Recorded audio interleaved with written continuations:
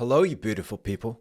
Thank you for your patience. Welcome back to a musical of epic proportions.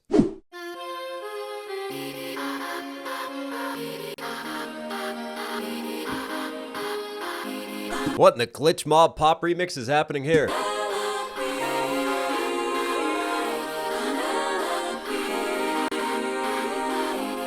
Don't you miss me more than you know? Then jump in the water and kiss me. Penelope, I've told you this before. You know I'm afraid of the water. I'll make sure that you are safe and sound. Come play with me and our daughter, and let's watch our love leave the ground. Hang on a second. Odysseus doesn't have a daughter. Also, Penelope's voice doesn't sound like her normal voice. There's like a distortion on the mix. Huh. Safe and sound.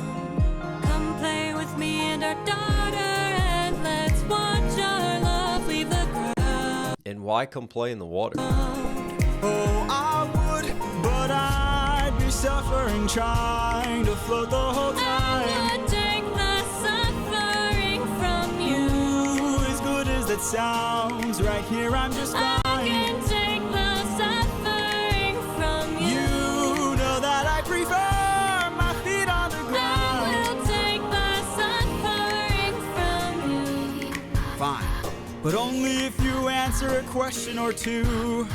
Of course. Okay, so let's say I was on the run, or hiding, from, I don't know, Poseidon. And let's say he blocked the way home with giant waves and giant storms. Oh no. How am I to evade him? No. How am I to get... That sounds so like I don't care, oh no. Giant waves and giant storms. Oh no. How am I to evade him? How am I to get home?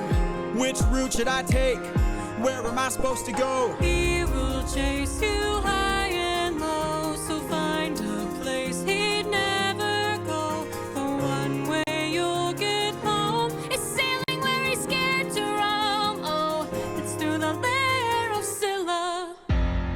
No. This is your only way home, the lair of Scylla. But Scylla has a cost. Well, you asked and now you know.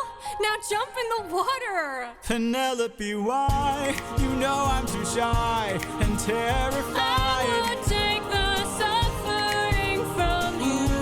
For you I would die, but can't you let me stay? This acoustic guitar, it has a nice rhythm, right? It's like I see a male and female dancing and kind of how they're duetting. Like they're having this sort of like back and forth playing off of each other, but it doesn't feel like they're fully in rhythm with each other. You know I'm too shy and terrified. I would take the suffering from you. For you I would die, but can't you let me stay dry? I can take the suffering from you. You should come onto the ship. We'll jump out the same time. I love that when they do come together there. Take the suffering from you, and then he sings you should come onto the ship. So he's starting his line as she's ending her line and just having that one moment of harmony right there on the word you. I would die, but can't you let me stay dry? I can take the suffering from you. You should come onto the ship. We'll jump out the same time. I will take the suffering from you. The things I do for you. The things I do for you. That was a very deep breath, and I can't help but feel foreshadowing there with the way that breath was. And then again, we talk about these consistent themes of callbacks to different lines from previous songs within this musical, within this journey that we've been on. And for me, I'm thinking of, when he said what he would give to see his wife and his child again. And obviously that huge dilemma that he had with Zeus in the beginning of this epic, the musical, when he has to murder, the newborn son of Hector, and he has to go through that, the things I would do for you. And it just feels like, here we go again. But really interesting, especially just that mixing on Penelope's voice, and then also sort of like that glitchy, like poppier. We had sort of new musical elements introduced in that. We went back to some of like the traditional pianos, some of the beautiful sort of strings and builds there, but there was just a little bit underneath, or sort of like that synthing, pulsating pop, even those vocal cuts within it And again, Penelope's voice on the mix. Let's cut the charade. You are no wife of mine. Yeah. You've been trying to take my life this whole time. I know underwater there are packs of you hiding. Notice how his voice changes too. Yeah, I know exactly what you are. A siren. A siren. There's a little bit of a growl. There's a grit to his voice. Yep. Here we go. Here's the sirens. And again, that obsession with the water was very unsettling because it kept getting repeated. It kept getting repeated. And then for me, that foreshadowing of the daughter too, when we know that Odysseus doesn't have a daughter.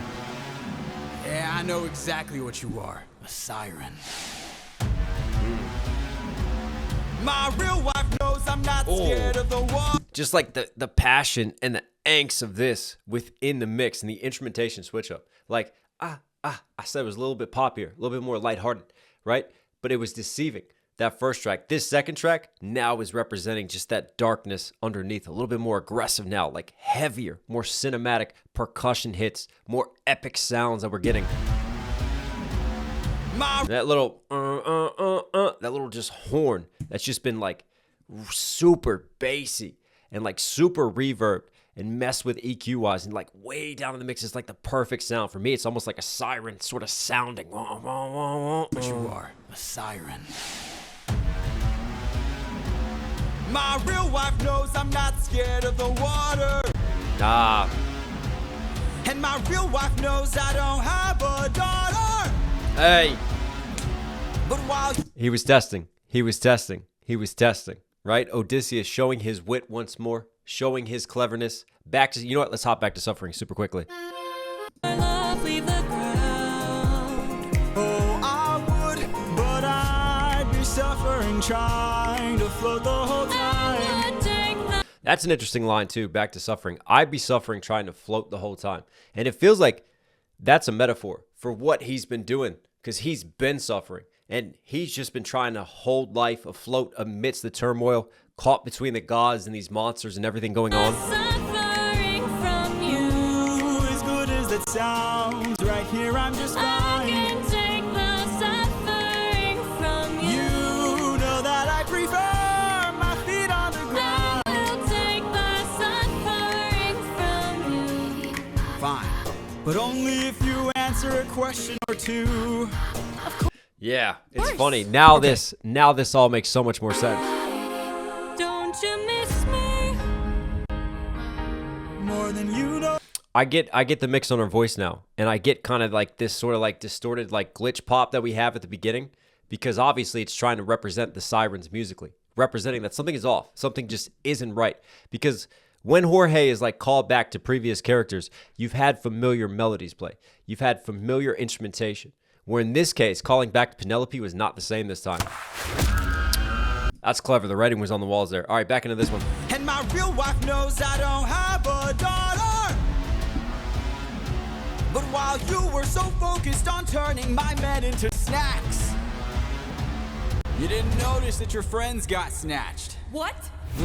We are a different beast now. We are the ones who feast now. No more of us deceased, cause we won't take more suffering from you. We are the man-made monsters.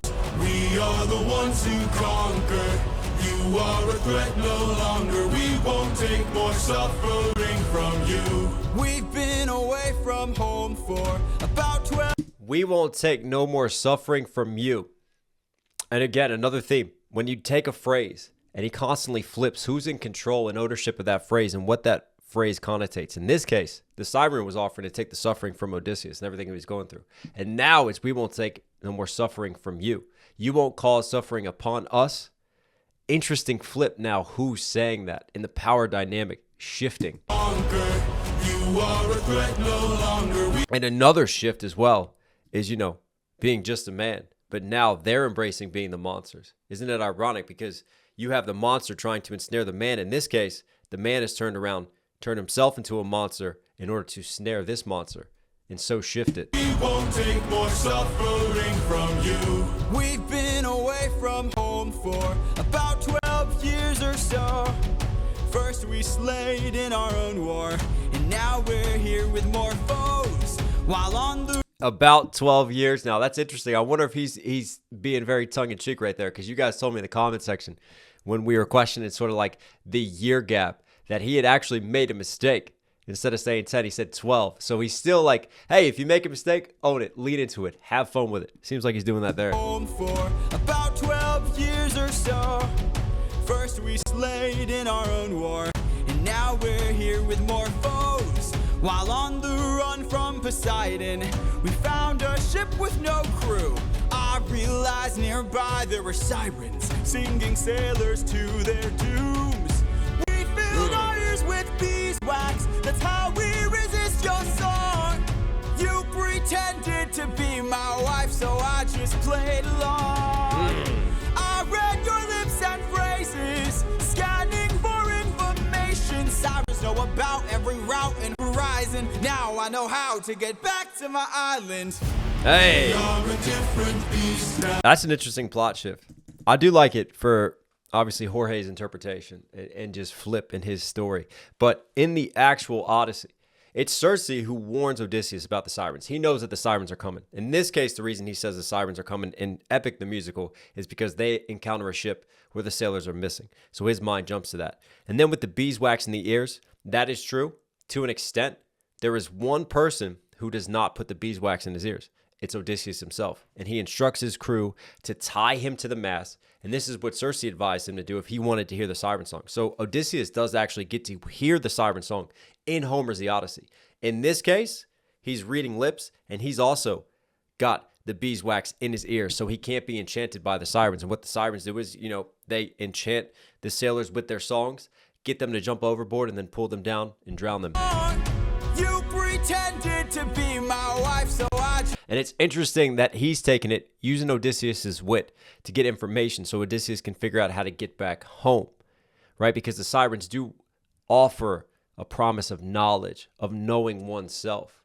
So Jorge is taking that sort of promise of knowledge and saying that it's not just used for deception. They actually do have it, and Odysseus used that to his advantage. That's an interesting twist on this. just played along. I read your lips and phrases, scanning for information. Sirens know about Lips and phrases, information. Nice little slant rhyme there. every route and horizon. Now I know how to get back to my island. We are a A little bit of like a rap flow there. Every route and horizon. Now I know how to get back to my island. Just the way that he's having sort of a drummer's percussive hit emphasis on the delivery. MCing. Now I know how to get back to my island. We are a different beast now. We are the ones who feast now. No more of us deceased, 'cause we won't take more suffering from you. We are the man-made monsters. We are the ones who conquer. Again, this theme of fighting monsters. And now in order to beat monsters, they have become monsters themselves. You are a threat no longer. We won't take more suffering from you. Spare us, oh spare us please. Why? So you can kill the next group of sailors in this part of the sea? Nah, you wouldn't have spared me. I made. Interesting how obviously you have the sirens now, and they're going more higher, right?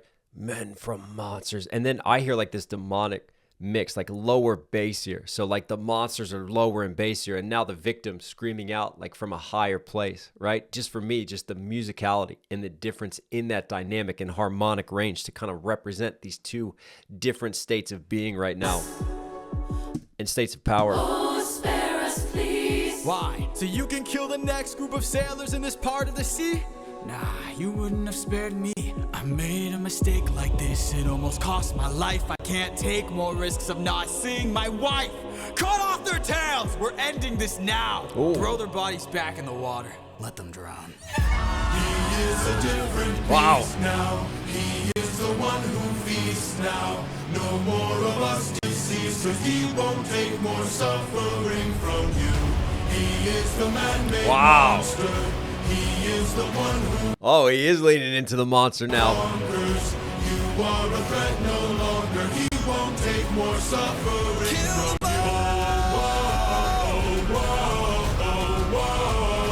Kill them all. Kill them all.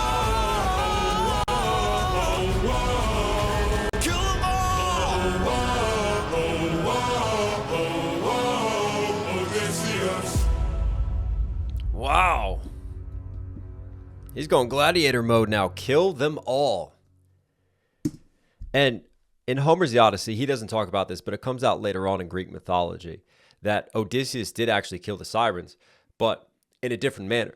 Because if there was a man who heard the siren song and lived and survived, that would spell their death. And that's what Odysseus did. You know, he heard the song, he listened to the beauty of the song, and he survived and learned more about himself and then progressed on his journey. And then eventually they died. So in this case, obviously we've taken some creative license on this, but I really like this for the progression of just this duality, this play of light and darkness, of man versus monster.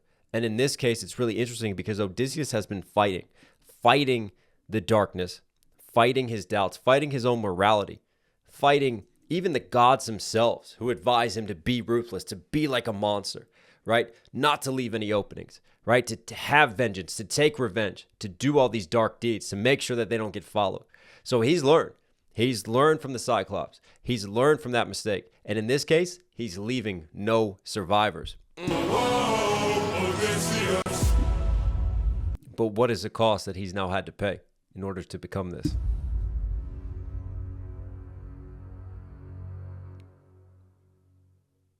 One final base here note.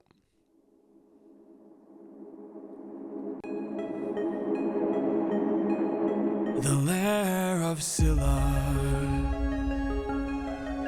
This is our only way home. Deep down. You're quiet today. Deep down, Not much to say. Deep down, you hide a reason for shame. I've got a secret I can no longer keep. Deep down, You know that we are. Eurylochus has been wanting to talk and wanting to like vent and just press his problems on Odysseus for a minute now. Reason for shame. Remember when Odysseus was like, nah, come on, let's we got greater things to worry about here. got a secret I can no longer keep. Is this beautiful female voice Scylla, the monster? Deep down, You know that we are the same. I opened the wind bag while you were. Interestingly enough, it was Circe in the Odyssey who warned Odysseus. And Odysseus was given the choice of one or the other. He could go the route of Charybdis, which was, you know, basically just a sucking whirlpool monster that would suck up his whole ship and he could lose everyone. Or he could sacrifice some of his crew and take the route of Scylla. And Scylla, ironically, was a monster that was created by Circe. Scylla was originally beautiful, but was loved by the wrong man because that's who Circe wanted. And Circe, you know, being vengeful, cursed Scylla and created a monster out of her, a six-headed beast. No longer keep. So I wonder if this kind of reflects that softer of what Scylla used to be, right? Singing deep down and all of that, who Scylla really is deep down. Maybe not being so much a monster, even though to the world she is a monster. A reason for shame. I've got a secret I can no longer keep. Deep down, You know that we are the same. I opened the wind bag while you were asleep. Leaving them feeling betrayed. We know you did, you little negative Nancy. Asleep. Leaving them feeling betrayed. Breaking the bonds that you've made. I've said it before, Eurylochus is a hater, bro. He's a hater. And now we know he's just like worthless at the same time. He's the one who opened the windbag and caused all of this madness in the first place. Breaking the bonds that you've made. I'm so sorry. There is no price we won't pay. Forgive me. We both know what it takes to survive. Full speed ahead. It's really interesting because Eurylochus is speaking in between the female Scylla. But for me, Scylla's lyrics don't feel meant for Eurylochus. They feel meant for Odysseus himself. It takes to So it's like two people kind of talking past each other and talking for different purposes in different contexts, survive. even though they're happening kind of back and forth at the same time. Full speed ahead. Oh, there's a call back to Full Speed Ahead. Full speed ahead. Deep down, we only care for ourselves. Eurylochus, light up 6 torches. Oh, Deep down, Oh, he knows. He knows. Captain, something approaches.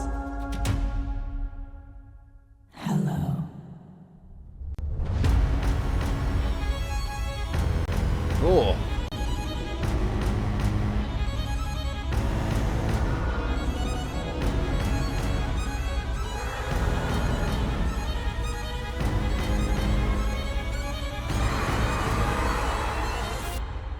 Roar for your love!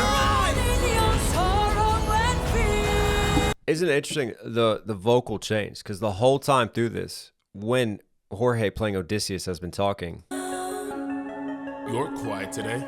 Deep down. Not much to say. not much to say.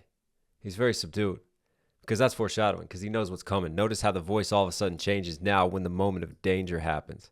And now we finally have that energy and emphasis that we're used to from Odysseus. Choke on your blood in your sorrow and fears. Choke on your blood and your tears. Choke on your blood and your tears? Jeez. For your love! Drown in your sorrow and fears. Drown in your sorrow. Choke on your blood and your tears. She's singing. Bleed till you run out of years. We must do what it takes to survive. Give up your honor and faith. Live up your life as a right. Die in the blood where you bathe. Die in the blood where you bathe. Live your life as a wraith. That's interesting because obviously Scylla, like with the 6 heads, eating 6 of them, right? And notice how her voice is changing. It has become more demonic, right? So deep down, now we get the monster revealed. I love, again, this play on light and darkness, even through the singing of Scylla herself and how her voice has changed, how things have become more dramatic again. Once more, notice some more bassier notes and sounds and heavier percussion hitting in the darkness in these moments of violence.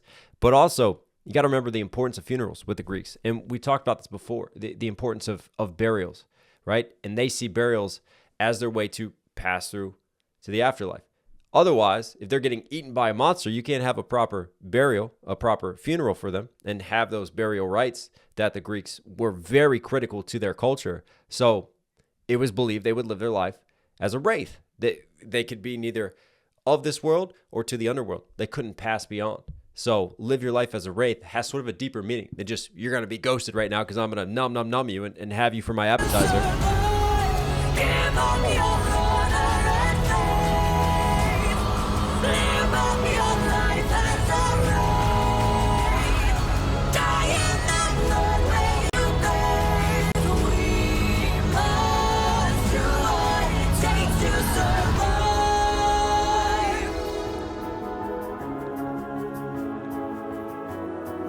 We are the same, you and I.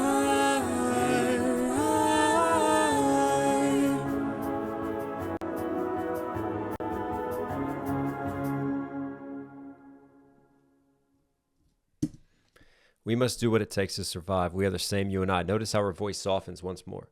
And for me, there's interesting parallels that are being drawn here. And we talked about the story of Scylla, once being mortal, once being human, right? And then this transition into monster. Odysseus being mortal. And then now having to embrace this inner monster and this inner darkness in order to survive.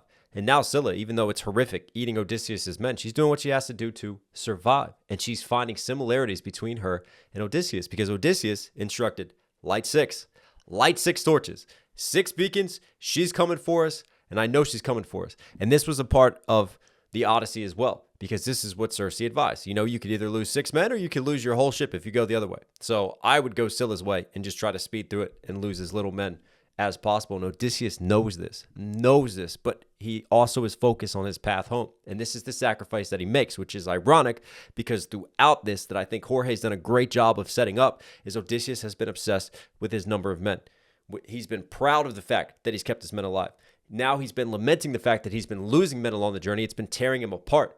And now you have a moment where he is actively choosing to sacrifice some of his men, which is just out of character in terms of where he was. You see the character change now. You see his morals in conflict because he's doing whatever it takes now to survive. And he's embracing being the monster. He's finally listening to the advice of the gods and just fate pulling him in all these different directions.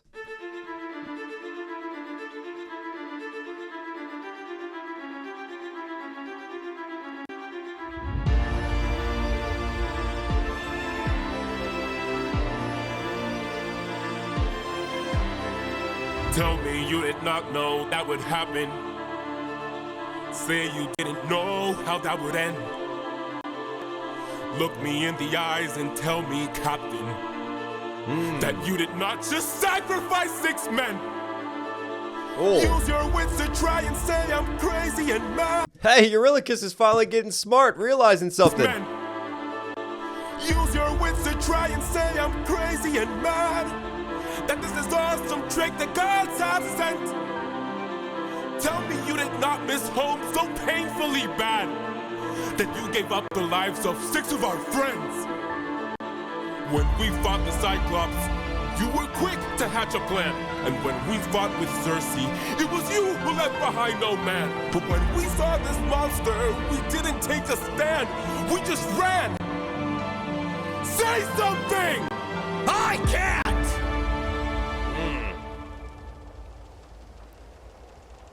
Then you have forced my hand. You really lower your weapon. No can do.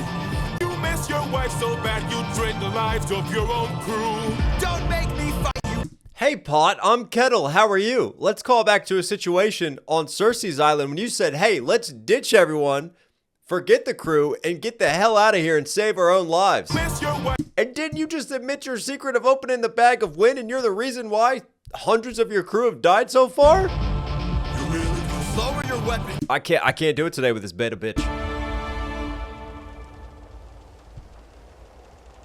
Then you have forced my hand.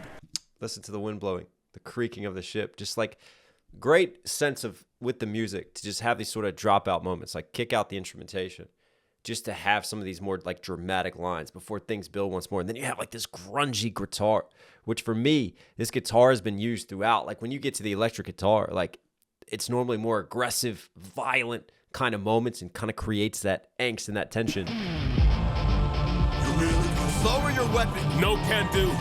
You miss your wife so bad you drain the lives of your own crew. Don't make me fight you, brother. You know you'd have done the same. If you want all the power. Fight you, brother, remember, because he is technically his brother-in-law. Me fight you, brother. You know you'd have done the same. Garrett, thank you. Thank you. He would have done the same. If you want all the power, you must carry all the blame. If you want the power, you must carry the blame. There's the power dynamic coming into play once more. Must carry all the blame. Eurylochus.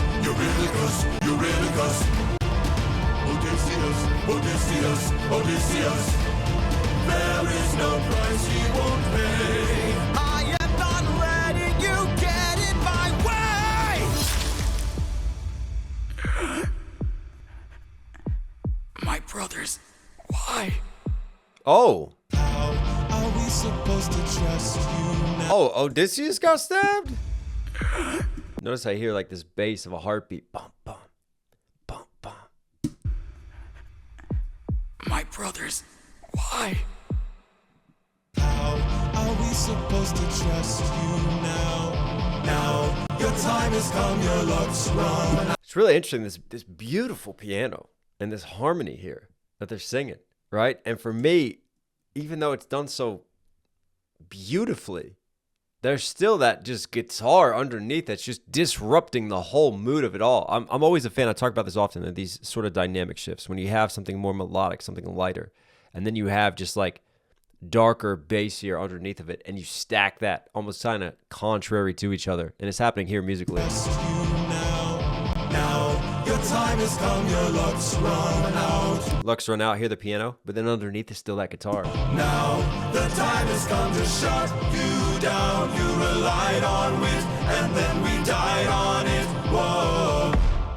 You relied on wit, and then we died on it. If you rely on wit, then people will die on it. That's from the song Luck's Run Out. And now they're using those lines from that song, Your Luck Has Run Out. Oh, how it's flipped. But technically he still did rely on his wit. That's what I find interesting, right? Like, Eurylochus is like, you didn't use your wit to get us out of the situation. But for me, Odysseus has still used his wit because he's made a calculated decision to sacrifice some of his men instead of all of them in order to survive. My head. Where are we? Is that a cow? Some island, the first one we found. It's bursting with cows, just roaming around, begging us to eat. So much meat, and hunger is so heavy. This statue, the god of the sun, don't know where it's from, but here's where we found all these cows to hunt. Right in front.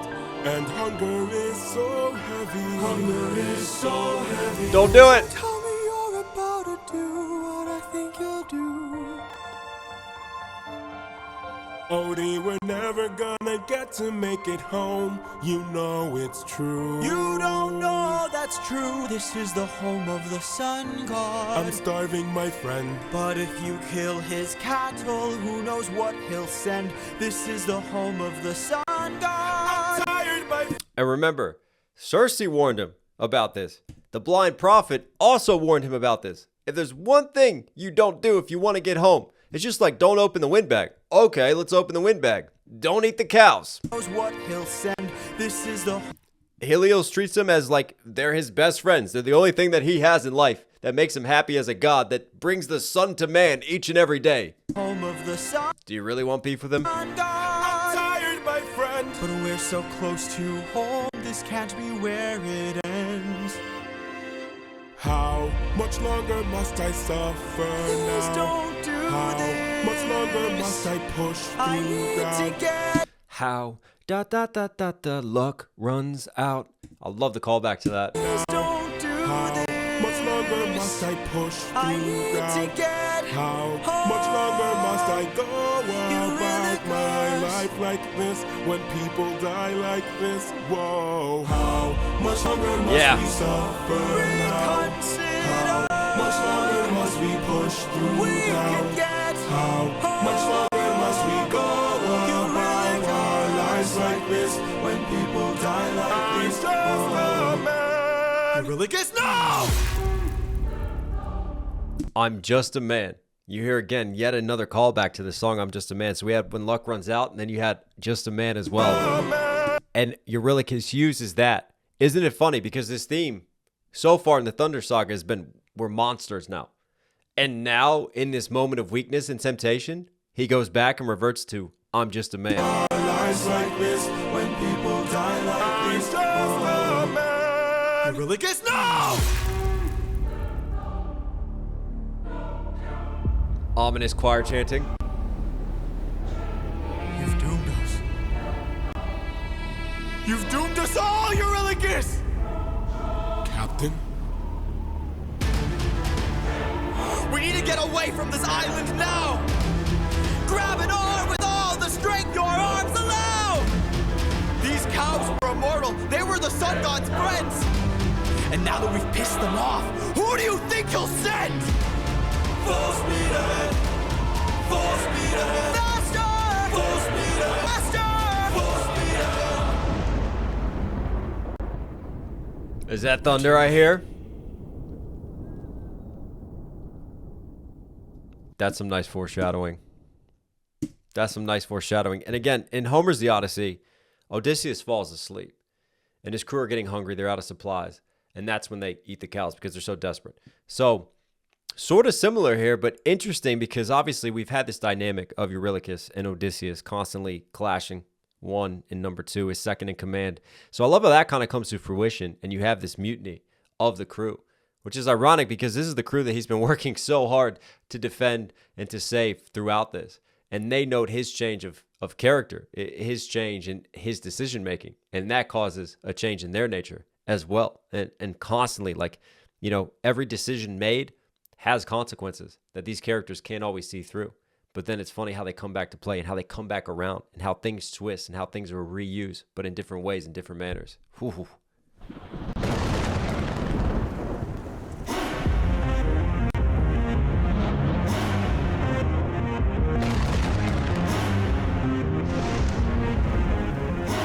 Yeah, we know he's coming. Love how we're using like the thunder hits and the claps of that as like percussion for the instrumentation itself.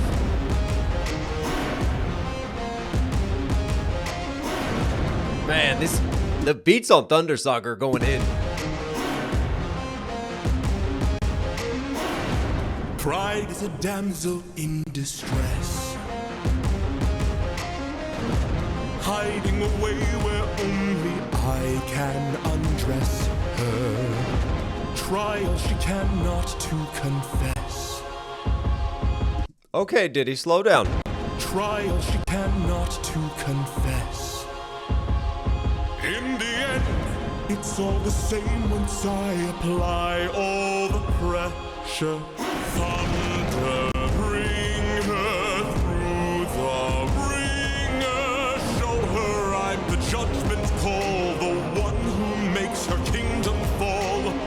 Thunder bring her versus thunder bringer. I bring the thunder. So obviously this is Zeus singing right here. The judgment Nice little just kind of like flipping of the schemes right there. call, the one who makes. But he's portraying pride as a woman that he undresses, which is actually pretty fitting for Zeus's character because there's a number of instances in Greek mythology when, you know, he created children through very, very unwholesome means, like Helen of Troy, when he came down as a swan and ran around graping and yeah, doing lots of very horrific things. But yeah, these were the gods. You know, the gods had their flaws in Greek mythology, and you know they also had their merits too. Show her I'm the judgment call, the one who makes her kingdom fall.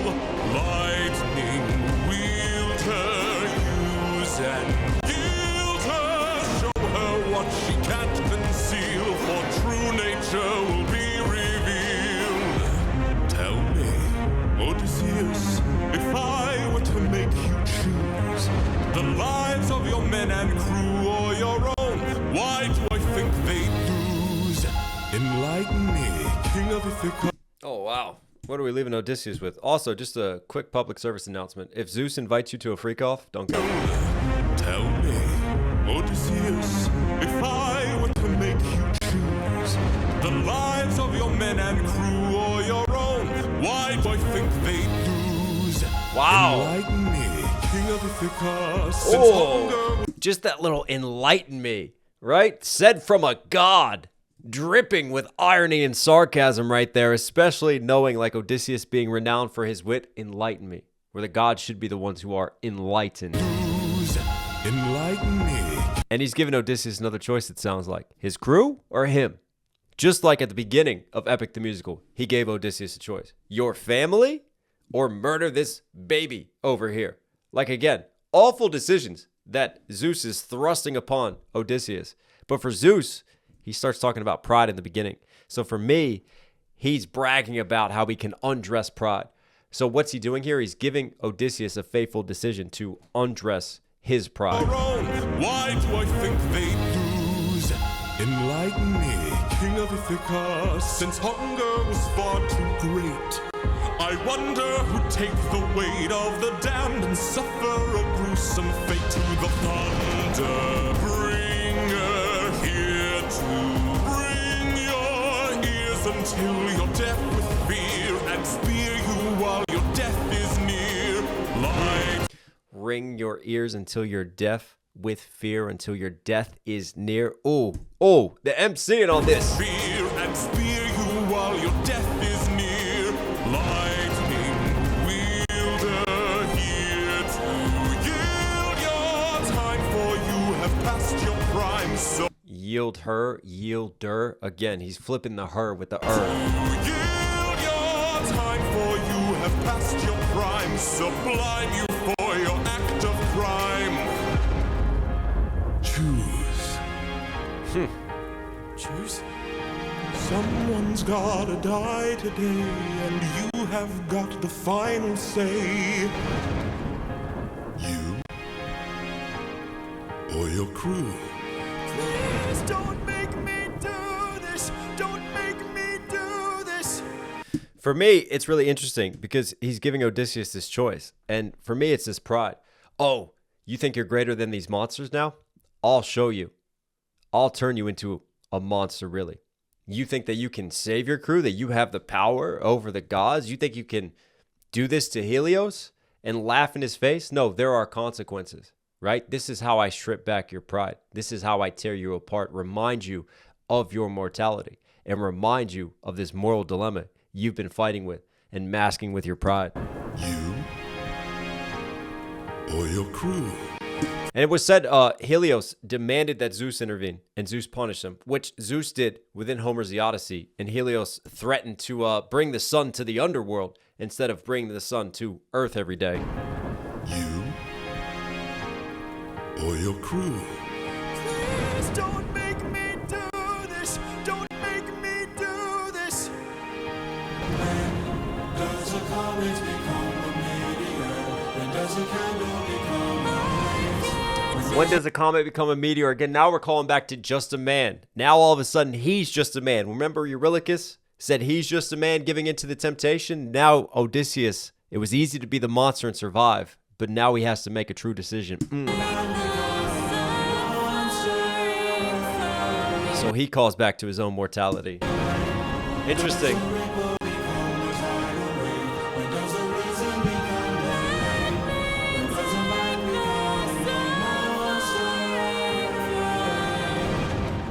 Let me take the suffering. There's Penelope singing that. That's high back to suffering from the beginning of this Thunder Saga. Man, this is so layered.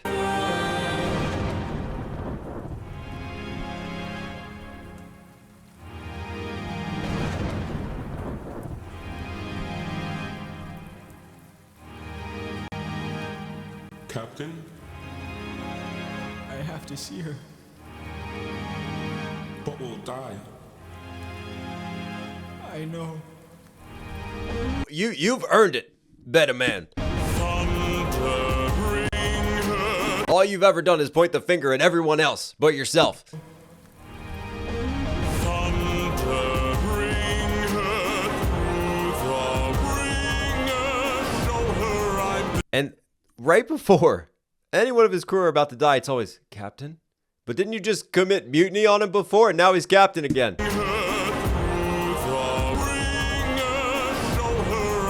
judgment call, the one who makes her kingdom fall. Lightning wield her, use and yield her. Show her what she can't conceal, for true nature will be revealed.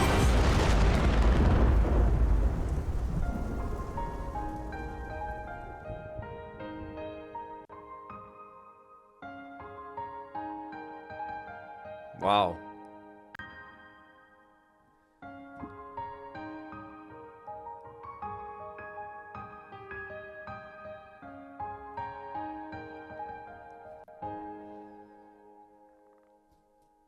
It's interesting too that we have like sort of this beautiful ending note, because it's a tragic decision that he has to make, and you just hear that thunder crackle and that last just dramatic impact hit. And I thought we were going to end on that, because that's kind of how we've ended some things, to just like leave you tantalizing, leave you waiting for the next installment. But in this case, you had beautiful notes to end it.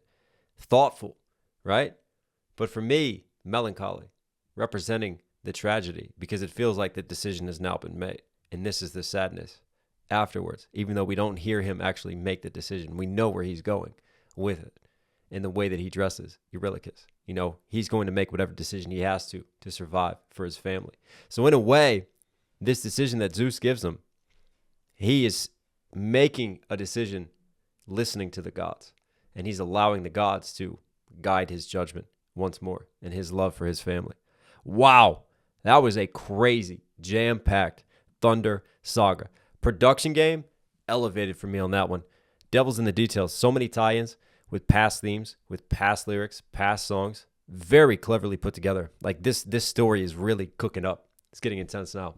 Yeah, Epic the Musical, you were Knox Hill certified. Hope you guys liked today's video. Let's be here at the end. Obviously, enjoying the content. Do me a huge favor. Support the channel directly. Subscribe, notifications on. It all helps. It all goes a long way. Also, go copy your merch. knoxhillmusic.com. Bars, got to catch them all. We got hats. We got shirts. We got hoodies. Everything you need. If you want to rep the brand, if you want to support, it all really does help. It goes a long way. I'll put all links down there. All right, everyone. Stay safe, stay positive. Take care of these. Take care of these. You know I'll catch you again.